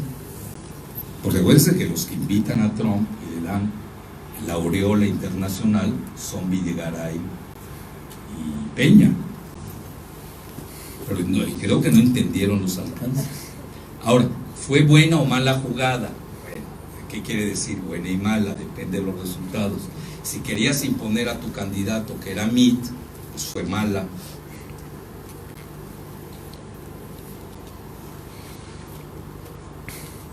se habla bien con Andrés por teléfono. Bueno, vamos a ver a qué llegan esas llamadas telefónicas, ¿no? Por lo pronto ahorita Andrés Manuel pues jaló en el tratado MEC, nos guste o no, sí jaló, etcétera. Pero no me quiero meter mucho, se dan cuenta cómo me reservo mucho. Pero a lo que quiero llegar es que el muro no es de él, no es de Peña. El muro ya estaba construido en su tercera parte, y a mí me ha tocado recorrerlo incluso, lo he hecho de Tijuana a Mexicali, y no por gusto, sino porque me dejó el avión de Mexicali y tuve que ir a Tijuana, y de ahí agarré un carro para ir a Mexicali. Esa es la realidad. No creo que fue para ver el muro, no. Pero pues ya me tocó ver el muro en las 2 horas de trayecto, y ya está construida la tercera parte. Y la otra parte que quiere construir Trump la quiere hacer en Texas específicamente. Bueno, ¿por qué Texas? Porque Texas es uno de los estados más ricos de la Unión Americana, en donde se puede dar el vuelco demográfico que ya se vivió en California, donde ya los mexicanos somos mayoría. Don't forget, mayoría. Vean, ahorita hay varios estados en México que se quieren separar, sí, pero California se quiere integrar a México, que eso es lo más interesante, y hasta se quieren salir de Estados Unidos. Hoy tienen un fenómeno que se llama Calexit, que es así como el Brexit, que se quieren salir de la Unión Europea, eso se quiere salir de Estados Unidos. Bueno, California es todo un caso. ¿Y por qué nos está yendo tan bien con las remesas? Están ganando mucho dinero en California. Yo acabo de estar la semana pasada en San José del Cabo, en San Lucas y en el este del Cabo. Corre dinero, Digo, los jóvenes que quieran sean emprendedores, ahí está, Yo no se van a ir a Papantla, por favor. Digo, es bonito, las ruinas y todo, pero a ver, imagínense lo que les llega de Silicon Valley. Es otro turismo, nada que ver. Yo que soy yucateco y que voy seguido a Cancún, nada que ver. Es más, hasta les dicen, no vayan a cancunizar a San José del Cabo, por favor. Corre dinero, en serio. Pues ¿cómo no va a correr dinero si tiene a California? Etcétera. Entonces, si ven ustedes de que tienen el temor de que Texas, que todavía es mayoría blanca, no se les vaya a mexicanizar. Ese es el quid detrás del muro de Trump, y lo va a hacer. Porque en realidad Estados Unidos tiene ese temor en los próximos 20 años, que la gran mexicanización demográfica del país. Fíjense, Estados Unidos está descendiendo, tiene 62% de WhatsApp, la mayoría son segunda, tirando la tercera edad. Sus jóvenes, lo digo respetuosamente, no crean que me da mucho gusto, pero tenemos que estar preparados a esas eventualidades. El que no es drogadicto está desempleado, o es matón, pues andan con sus armas ahí, pero la drogadicción ha pegado. Yo me acuerdo hace 20 años, la drogadicción era de la gente de color. Hoy no, hoy son de los blancos, de los jóvenes. No se casan, son desempleados, tienen un problemón. ¿Ustedes creen que el asunto del Chapo que se da hoy, que se abre, se hace un día antes del 6 de noviembre, día de las elecciones? ¿Creen que es casualidad? Obviamente Trump está manejando mucho el tema migratorio, del muro, del narcotráfico. Sí forman parte de su agenda y no hay que perderlo de vista. Y para actuar en consecuencia. Ahí está cuando viene llegará a encontrar el Kushner. Ahí está, ¿se acuerdan, no? Cuando llega Trump aquí a México. Aquí lo lanzaron de hecho, pues como decimos en México, lo placearon a nivel internacional. Luego, los dos muros En realidad, sí hay dos muros. Uno que ya está en fase de construcción, el que les hablé, sería este. Ya hay 15,000 soldados en la frontera. Acusan a Soros de estar detrás de la desestabilización migratoria. Y el muro Videgaray, que no es broma, no crean que le puse el muro Videgaray porque me cae bien o me cae mal. En la frontera sur, con Tapachula. Estados Unidos incluso va a financiar ese muro. Bien, qué paradoja. El muro de Texas con México, ya ven que ha querido que lo financie México, pero el muro de Tapachula con Guatemala lo van a construir porque quieren frenar precisamente el flujo migratorio que viene de Centroamérica. Entonces imagínense un país como el nuestro que tiene dos muros. Explain it to me. Algo está pasando, ¿no? No es normal que un país tenga dos muros. Luego, las pifias o sometimientos. Él se llamó que estaba aprendiendo, entonces todo el mundo le han dicho a Videgaray el aprendiz. Le han puesto así. No crean que es apodo mío. Yo tengo apodos peores para él. Expulsó al embajador de Norcorea antes de la reunión de Trump con Kim Jong-un. Imagínense el ridículo. Expulsas al embajador de Norcorea para quedar bien con Estados Unidos. Y luego resulta que Trump se reúne con el mandatario de Norcorea. ¿Cómo quedó la política exterior de México? Es ridículo. Además, que te tienes que estar metiendo en Norcorea. Si es tu asunto, no te metas. México tiene una tradición de no intervención y sobre todo en materia nuclear. Yo ese tema lo conozco porque yo interactúo mucho con la Cancillería, no con Videgaray obviamente, pero con Alfonso García Robles, que fue nuestro premio Nobel de la Paz, el único que tenemos en México. Pues hablamos de estos temas.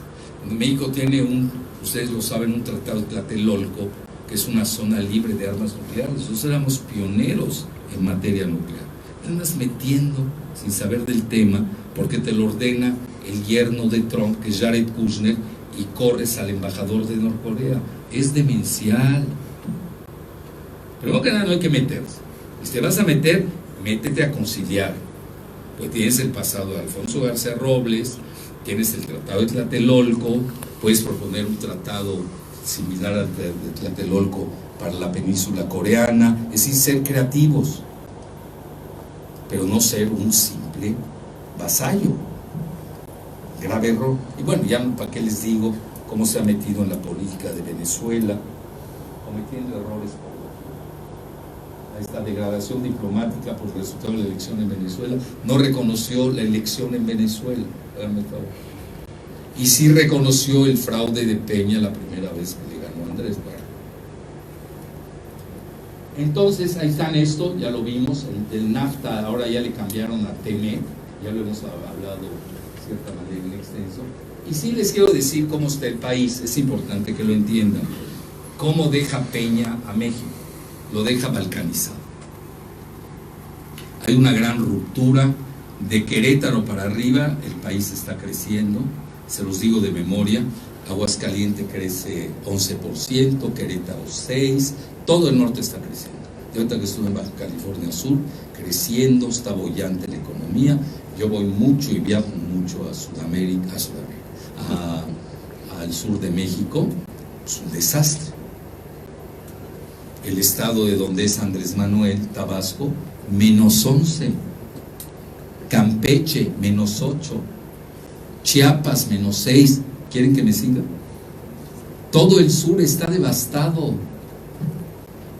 Entonces hay una balcanización socioeconómica del país, de facto. No me quiero detener más en esto, ya se los dije. Este fue el efecto NAFTA. ¿Cómo van ustedes en Puebla? A ver, para que no se sientan mal. No los veo. ¿Sí los pone? Ponen 3. Hoy está creciendo 11 Aguascalientes, nada más por la Nissan. 3 es mediocre. Y si yo quiero que crezcan más, hay que crecer para tener mejor promedio nacional. Bueno, ahí está la fuente, etcétera. Y les voy a decir cuáles son, porque es importante entender al final del día cuáles son los principales ingresos del país. Bueno, el primer ingreso, pues es el síndrome Chao. Mucho se maneja que deja 64,000 millones de dólares. Esto lo dijo el asesor de seguridad de Calderón, Genaro García Luna. Otros manejan 150,000. Perdón, cierto. Pero ¿por qué no se los dan? Unos manejan ¿Por qué no se los dan ustedes? Que son, sí, mejor dame esto. Unos manejan que son 64,000 millones de dólares, el síndrome, según Genaro García Luna, que manejaba seguridad, o sea, eso le llaman seguridad, Calderón, hasta 150,000 millones de dólares, tienes 450,000 empleados y 3.2 millones que son dependientes de los cárteles. Pues son muy eficientes, si uno se pone a ver, son evidentes. 2, el famoso sector automotriz. Producción, producen 82,000 millones y exportan 65,000. Obviamente con estas nuevas reglas de que Estados Unidos no va a aceptar carros, por lo menos, no recuerdo la cifra de memoria, 65% que tengo entendido, si no dan el salario similar al de Estados Unidos, que es de, tampoco me hagan mucho caso, $15, aquí estamos en $3, pues imaginen que va a exportar México entonces. Van a tener que subir los salarios de acá. Ahí nos van a pegar duro. Todavía no hemos sacado las cuentas. Y esto es el primer sector, ahí lo ponen. Bueno, el primer sector ya vimos cuál es, ese sería el segundo. Y luego, las remesas, fíjense cómo han subido, 30,000. Pues cómo no van a subir si les está yendo re bien en California. Muy bien les va en California. Luego, cuarto lugar, ahí les puse, ¿no? California. Proyecto de deportaciones, además, que tenían, ya como que lo han parado. Luego tenemos... ¿Qué pasó aquí? Lo detuviste, Pepe. A ver, que se mueva. Eso. 4. No, aquí está la eficiencia. No me cuento. Agroindustria, que le ha ido re bien a la agroindustria. Muy bien. Vean, está dejando alrededor de 29,000 millones de dólares en 2016, y el año pasado todavía fue mejor. Este sector le está yendo muy bien. Han superado ya los recursos que ingresaban a México por petróleo. Turismo, todavía no pongo petróleo, 21,000 millones de turistas, crecimiento del 10% anual, recibió casi 40 millones de turistas en 2017. Esto es un rubro donde nos está yendo muy bien. Pues cómo no, México tiene todo para visitar, todo. Ahora el nuevo centro turístico va a ser el Aeropuerto Internacional de Texcoco, ¿no? Lo que algún día no fue y será, y a ver qué canción le hace. Y el Pepe, ya me dejaste en paz. Y luego vean la reforma, cómo se han caído. El petróleo, 19,000 millones. Dejaba 123,000 millones. Ahora deja 19,000. Peor, acabamos de importar 350,000 barriles de petróleo ligero. ¿Alguien puede conseguir que un país petrolero importe petróleo? Ese es Peña. Es la reforma. Bueno, a mí que no me reclamen, como diría el clásico, yo ya desde hace 10 años, perdón, no la anterior, hace 10 años hice este libro, Desnacionalización de Pemex. Nunca pensé que quien me hizo el prólogo iba a ser presidente. No, sí, siempre, porque en esta le puse a Andrés, la tercera es la vencida, y se lo puse en esta. Muerte de Pemex, suicidio de México, papá. Ahí tiene. Entonces esos temas los hemos abordado hasta el cansancio. Para mí, más que un error, lo que pasa es que lo han querido abordar desde un punto de vista mercantilista, cuando es un asunto, primero, de seguridad nacional y segundo, de geoestrategia. Es decir, el petróleo no es una mercancía, no estamos hablando de bicicletas, estamos hablando de ligas mayores. La siguiente, por favor. Y vean cómo se ha desplomado, aquí se nota, los ingresos petroleros, de forma dramática. La siguiente. Bueno, derrota geopolítica de México para mí, lo peor del tema es el sector automotriz, agrícola, desastre del internet y el rubro digital. Trump aplicó los acuerdos del TPP que rechazó y el veto de Trump a las inversiones de China en México. Eso es lo peor. Y luego, situación de México en el mundo. What is going on? ¿Cómo? El problema de México no es los ingresos. Tenemos un relativo buen lugar, andamos en el 14º a nivel mundial, incluso pertenecemos al grupo del G20. El problema de México es la óptima distribución de la miseria. Ese es el problema. Con un índice Gini atroz, impublicable, no puede ser. Fortunas de 80,000 millones de dólares y campesinos que no tienen $1 al día para comer. Eso es, obviamente, eso hay que... Y eso tiene mucho que ver el modelo neoliberal. Vean, por ejemplo, el poder de paridad de compra, China, donde está, y vean en el... ¿dónde anda México? Pues ahí está, no anda tan mal, en este lugar. Incluso venimos antes que Italia, casi detrás de Francia, mucho antes que Corea del Sur, antes que España.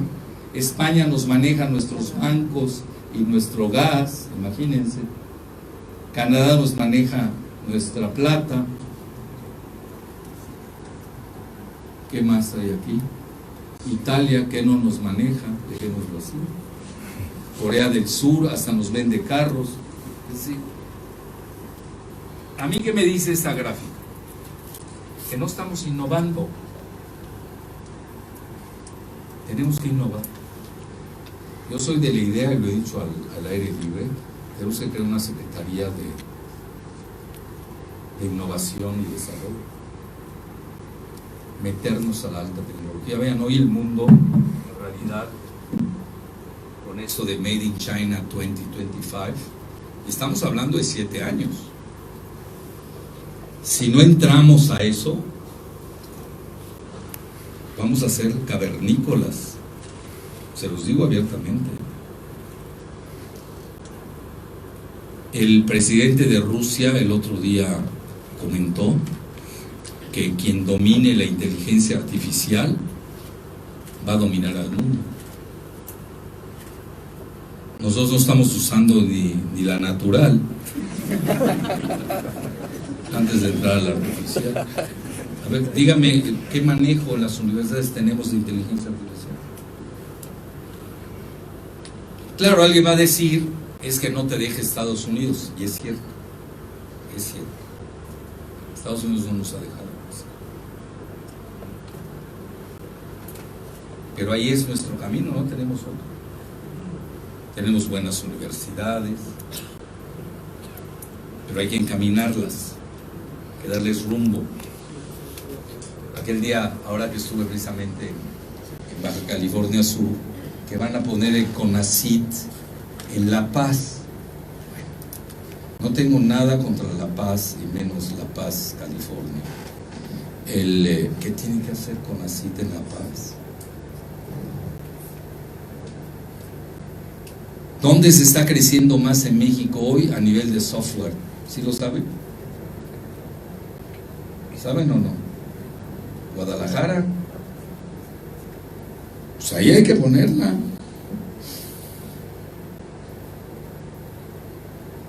Y no cárceles de alta seguridad donde se escapan además.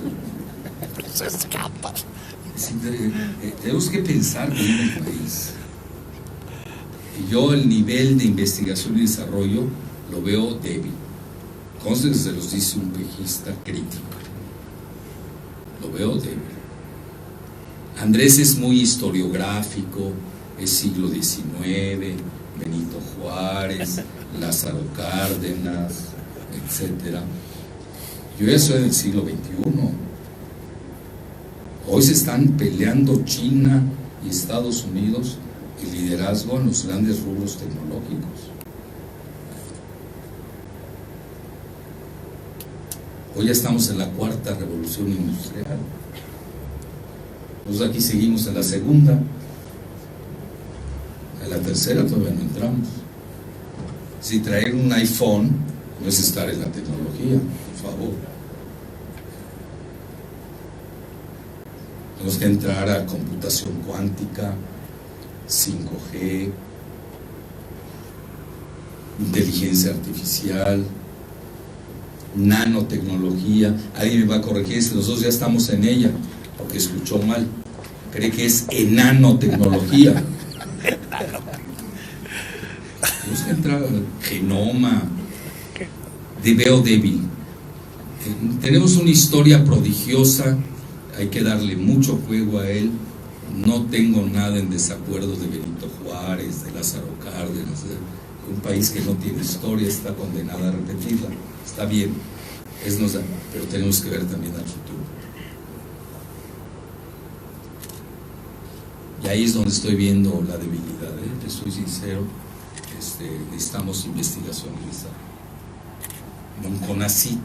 CONACYT yo creo que fue muy bueno en su época, con López Portillo creo que se inicia, ya cumplió su labor, su misión. Hoy tenemos que ir más allá, mucho más allá. Y más allá pues hay que crear una secretaría de investigación y desarrollo.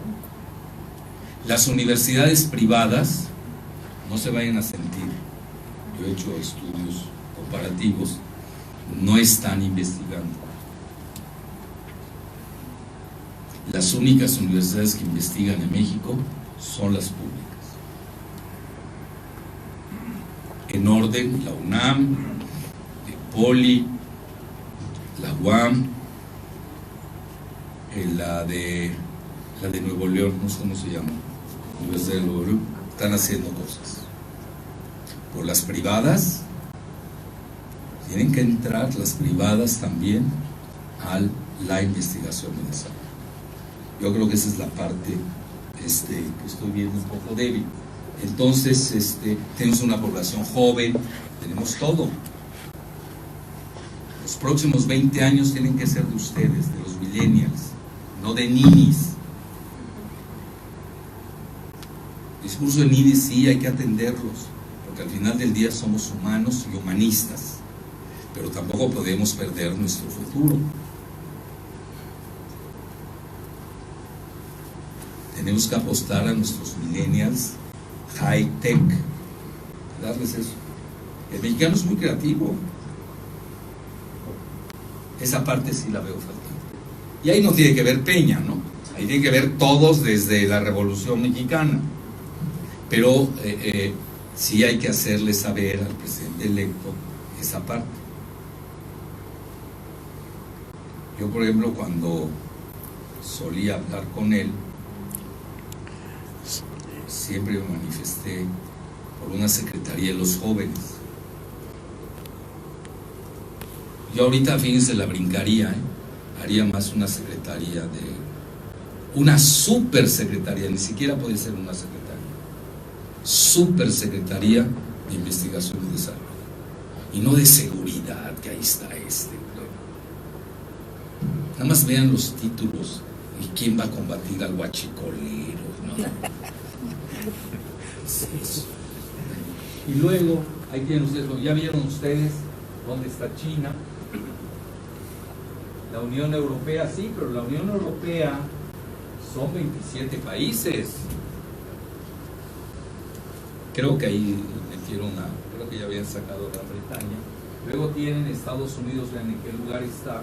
Y ya India, póngale ojo a esto. India Micrófono. ya rebasó a Japón. Sí. Ah, perdón, otra vez. Esta es la parte que quiero que no escuchen. Vean, China, ¿dónde está? Primer lugar. La Unión Europea, no sé si con los 27 países, ya sin Inglaterra. Estados Unidos cayéndose. Por eso Estados Unidos y Trump están haciendo lo que hacen. Tienen déficit comercial de alrededor de 800,000 millones de dólares y los van a agarrar de donde sea, ¿eh? Luego tienen a la India, ubiquen a la India, ¿eh? Veanlo, ya rebasó a Japón. Alemania y Rusia empatadas. Indonesia ya dejó a Brasil. Y el único país de los 10 primeros es Brasil. Mucho antes que Gran Bretaña, que está en la mediocridad. Por eso se sale del Brexit para irse. Dicen los que saben que es para ligarse con China. Y México, pues ya nos ligamos. Es la realidad. La siguiente, ¿esta qué es? Reservas de dinero. Vean, ¿cuánto tiene China? 3 punto y pico, ¿no? 390. Ahí tiene.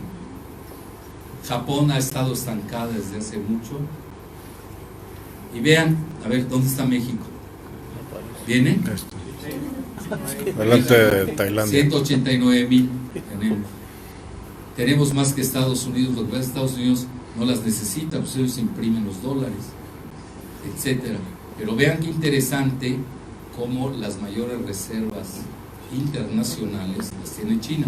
Yo tengo otro concepto, es un concepto que curiosamente, se los digo con muy de rigor, le ha gustado mucho a los chinos, pero lo vengo manejando desde hace 15 años, pues ya tengo 70 años, ¿no? Pues algo he de hacer, ese lapso. El circuito étnico chino. Cuando ustedes suman a Hong Kong, que le pertenece a China, por ejemplo, esto, si nosotros somos estrictos desde el punto de vista de la clasificación, Hong Kong no tiene por qué venir sola. ¿Por qué va a venir sola si pertenece a China? Súmenle Hong Kong. Macao, no sé si venga por aquí Macao, pero Macao trae su buena reserva. Singapur mismo, Singapur, 70% de los que vienen en Singapur son chinos. Entonces es a lo que yo llamo el circuito étnico chino.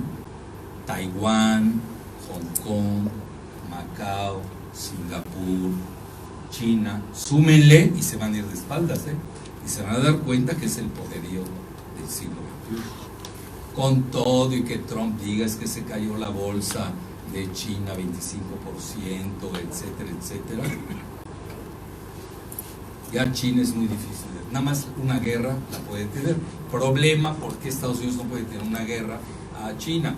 Porque ya se asoció con Rusia. Ese es el grave error que hicieron los estadounidenses. Empujaron a Rusia a los brazos de China. Y están empujando a China a los brazos de Rusia. Y hoy están empujando a Irán a los brazos de China y Rusia. ¿Y quiénes son los perdedores? Los europeos. Pues hay que ver, es un frío la geopolítica. ¿Y México? ¿A qué jugamos? Ya lo vimos. Al veto con China, ¿no? Y al T-MC, que es la mediocridad más grande que puede haber. Bueno, entonces, este es el déficit comercial de Estados Unidos. Vean, con China tiene más de 300 y pico mil. Casi les voy a dar el secreto por qué Trump está haciendo lo que está haciendo en sus guerras comerciales. Este es el secreto. Ahí tienen con China, vean cuánto tiene. Con la Unión Europea, todavía no hace su acuerdo comercial. Con México, no voy a comentar, lo salto.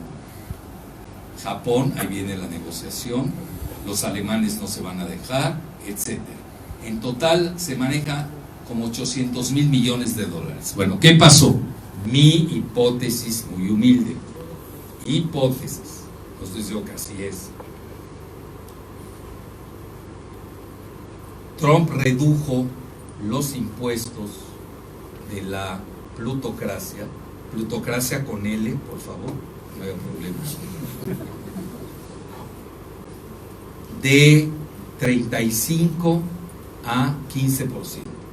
Estamos hablando de 1 trillion, 1 billón en español de dólares. Yo no uso la palabra billón en español, uso más la palabra trillion, porque el billón nunca lo vamos a tener, entonces para que ando perdiendo el tiempo lingüístico, me quedo en el 1 trillion. Entonces, los tiene que sacar de algún lado cuando en Estados Unidos hay ajustes restrictivos muy poderosos en materia fiscal. Ahí están los 800 millones de dólares. Y a quien se deje, sí, porque no se los van a dar. ¿De dónde va a sacar Trump el 1 trillion? ¿De dónde lo va a sacar? Otro problema que tiene gastos militares. Hoy Rusia, esto vean, poca gente lo sabe si no está uno metido en las cuestiones geoestratégicas. Rusia ya superó a Estados Unidos en materia militar nuclear. Hoy tiene armas mega modernas, les llaman supersónicas, hipersónicas, subsónicas, que rebasan a Estados Unidos. No las tiene Estados Unidos. Y a nivel económico, China ya rebasó a Estados Unidos. Entonces Estados Unidos está en problemas. Sí, olvídense la prensa publicitaria, propagandística. La realidad es que tienen problemas. Entonces ahí tienen ustedes. Y luego el famoso índice Gini, que a mí me da pavor. Vean dónde está México. Y hace de 4 años. Fue creada por el estadista italiano Corrado Gini. Mide la disparidad de ingresos entre ricos y pobres de un país. Esto es del 2007 de la CIA, pero todavía la de México seguía con este índice que es horrible. Vean a qué niveles estamos. En los mejores índices Gini lo tienen los países nórdicos de Europa, sobre todo Dinamarca, todos esos. Ya casi para finalizar, ya se me fue Pepe, que era el que movía la batuta.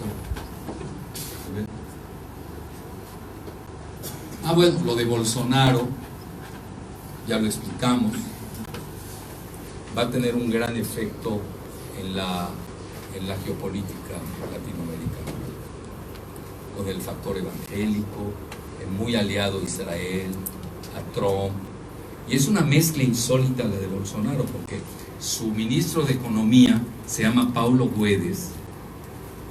Él estuvo en Chile en la época de Pinochet, pero él estudió con los Chicago Boys, con Milton Friedman.